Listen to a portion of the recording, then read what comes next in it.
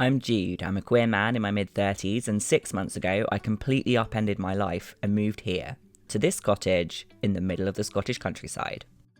I was burnt out and grieving. I'd quit my job and was searching for the perfect place to start over. It's been 6 months since I sat on the front step and recorded my first video. This is my first time living in a rural location. I have no idea what I'm doing. I was terrified that I'd made a mistake moving somewhere I didn't know anyone and taking on an old house that needed a lot of work with no renovation experience.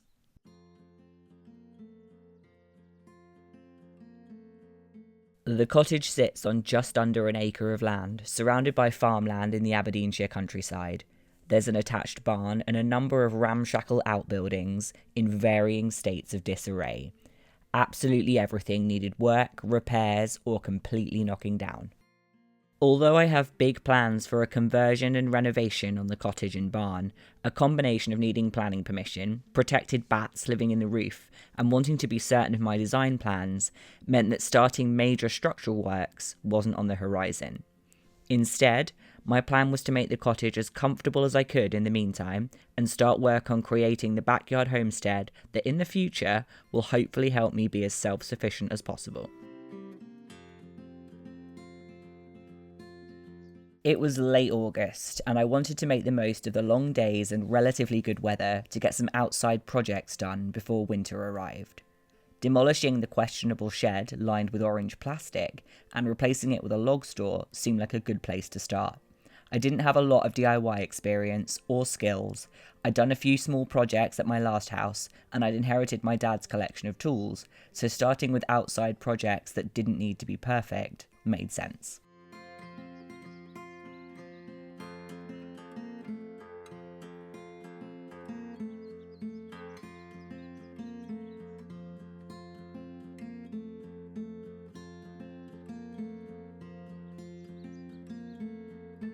My favourite thing about functional garden projects is they don't have to be perfect, they just have to function at doing the job they're designed to do. So as long as this stores logs, it doesn't matter that it's not perfect. And this is what we're storing them before. So I think it's going to be fine. I reused as much of the wood from the shed to build a log store as I could. The only things I bought were some fence posts for the base, some roofing felt and a tin of paint. Reusing and repurposing materials has turned into a theme here, and I've now used wood from that shed for 4 different projects. With the shed out of the way, I had space to build a compost bin out of pallets I'd found lying around on the property. I wanted to get a compost setup built as soon as I could, so that long term I could minimise the amount of compost I'd need to bring in for my vegetable garden.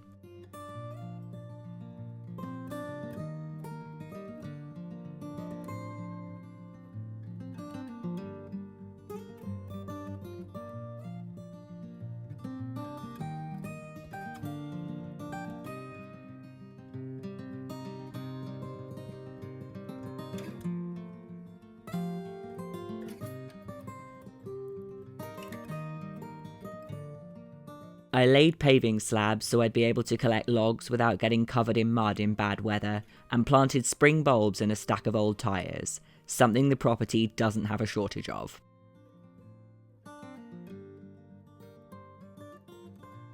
I single-handedly dealt with plumbing problems, wrangled petrol lawnmowers, and dug up stubborn tree stumps, and as the good weather continued, put in 460 litres of rainwater collection so I'd have water on hand for the vegetable patch. As autumn arrived, I started working on the inside of the cottage in preparation for spending more time indoors as the days got shorter and the temperature dropped. My bedroom was the worst room in the house, stained floors, mouldy corners and questionable wiring. It was a cold cave of a room, so it made sense to start there.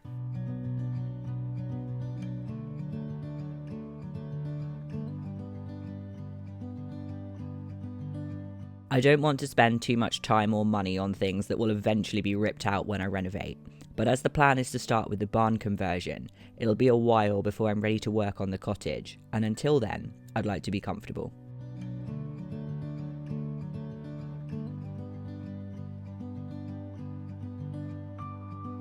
I made a shelf from a piece of the old shed and refinished bedside tables I'd picked up on Facebook Marketplace, making replacement handles using washers and rub and buff.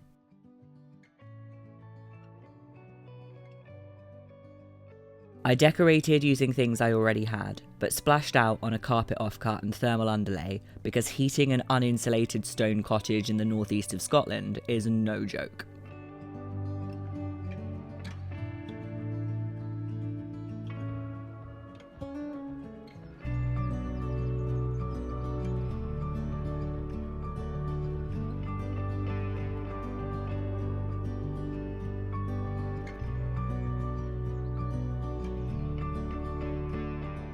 Life here is picturesque, but it's not all plain sailing.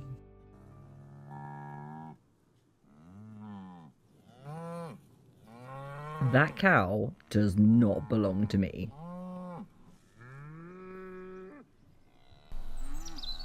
I don't really know what to do.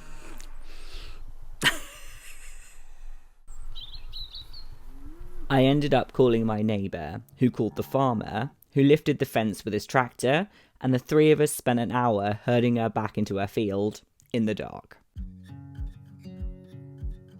Autumn was in full swing and I spent hours on my new hobby, raking leaves to use to make leaf mould, and I spent a day making a mesh bin for them to break down in.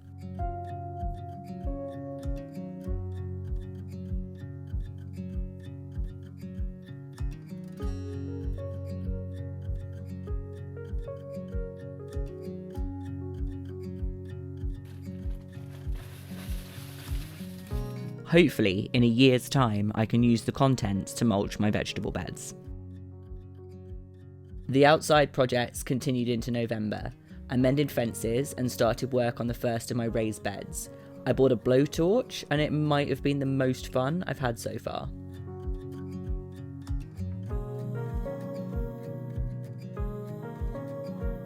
I wanted to use untreated wood for the raised beds, and the Japanese charring technique of yakisugi is supposed to help preserve the wood, making it last longer.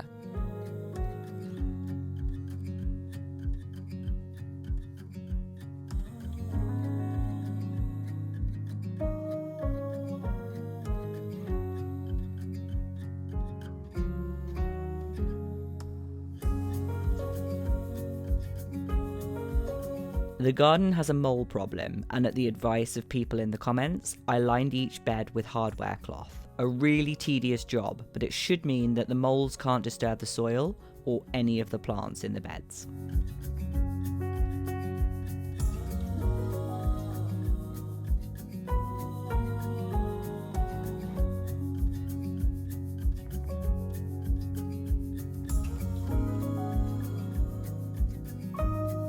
The cold weather arrived at the same time as the start of bare root fruit tree season.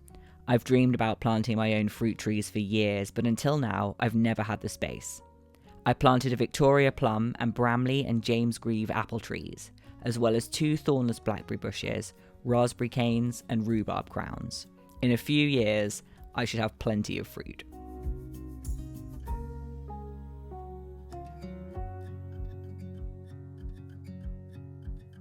The cold weather and shorter days didn't stop me, and equipped with a head torch, I built a second bay on my not-so-temporary compost bin.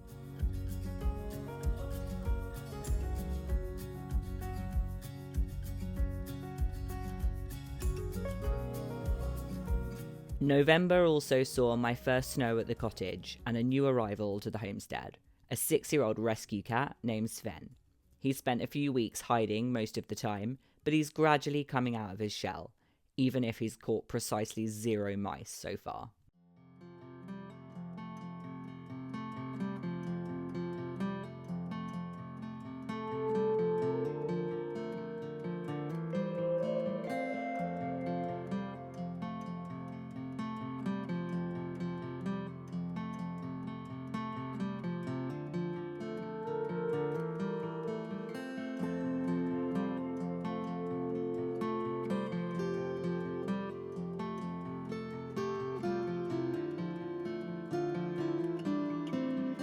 I staved off the snow-induced cabin fever with afternoons in front of the fire and trying to improve my woodworking skills with small projects like making this shoe rack from some wood my dad had been saving.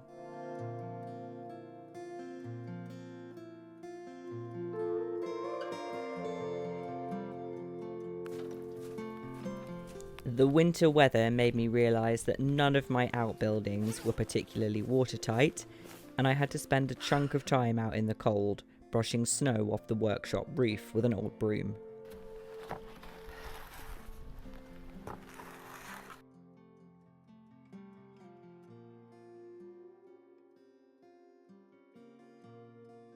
When the snow melted, I worked on improving the kitchen, which is in a lean-to extension on the side of the cottage. It's the only room that really gets natural light, and aside from a paint job from the previous owners, hasn't been touched in decades.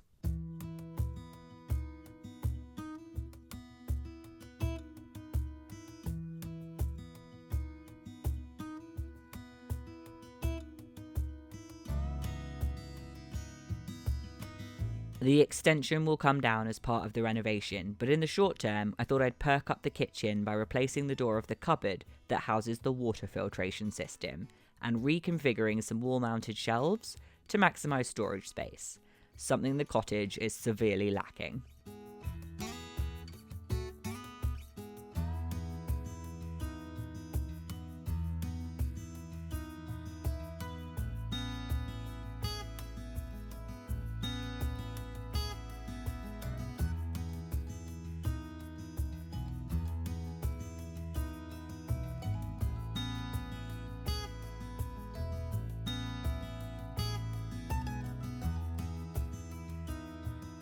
As December wore on, I celebrated Christmas by taking down the old satellite dish and attempting to string Christmas lights along the front of the cottage.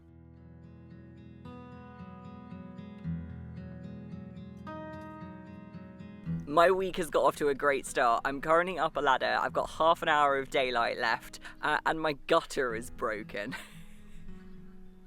I have never felt more festive.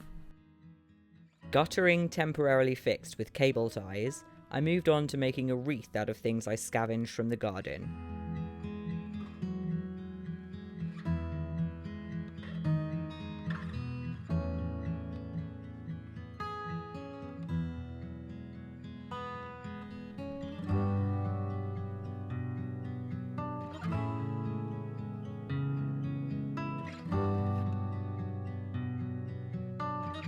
I finished up 2024 planting garlic and some of the strawberry plants I'd grown from runners. Then I had a big bonfire with all the slowly rotting woodworm-riddled timber I'd found around the property, because it seemed like a good way to see out the year.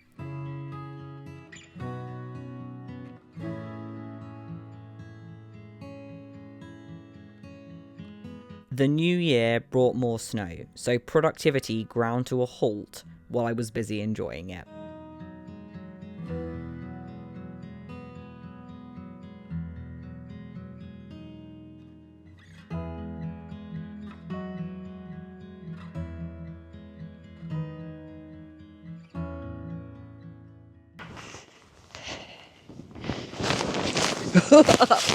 Oh shit. Oh.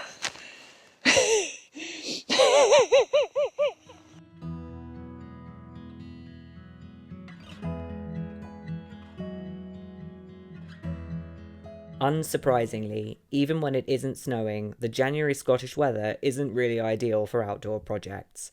So I continued in the cottage, making a storage area in the eaves, and starting work on one of the 2 attic rooms, which until this point had been a dumping ground of things I had nowhere else to store.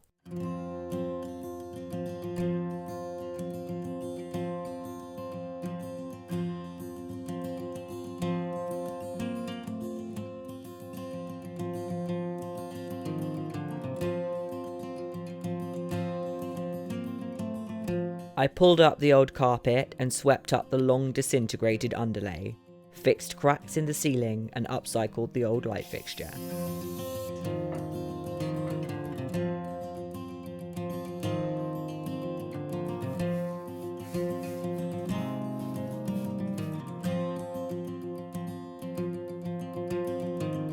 I painted the walls and the woodwork and started my most complicated project yet, making built-in shelves to fit the eaves so I had somewhere to keep all of my stuff.